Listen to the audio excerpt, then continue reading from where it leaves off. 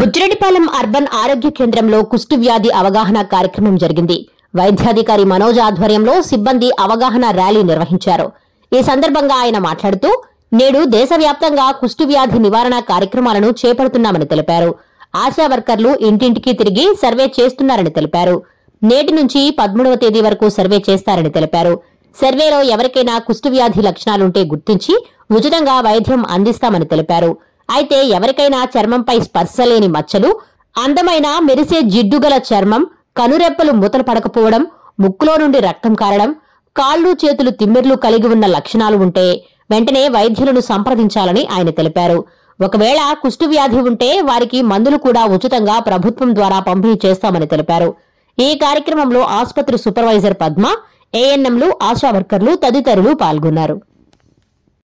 LCDC అనే programme జరుగుతూ ఉంది. మెయిన్ మన ఆశాలు ఇంటింటికి తిరుగుతూ మనకి కుష్టు వ్యాధి లక్షణాలు ఏమైనా ఉంటే అన్ని సర్వే చేసి మనం ఇంకా ఏమైనా ఉంటే కేసెస్ ఉంటే ఐడెంటిఫై చేయడం జరుగుతూ ఉంది. దాని మీద ఈరోజు ర్యాలీ కండక్ట్ చేయడం జరిగింది. ఆ లక్షణాలు మీద ఎలా ఉంటాయి, చర్మం మీద స్పర్శలేని మచ్చలు, రాగి రంగు మచ్చలు, అలాగే మనం ఏమైనా గుచ్చినా కానీ స్పర్శ లేకుండా అలా ఉంటాయి. సో వాటి మీద అవగాహన కల్పించడం జరిగింది.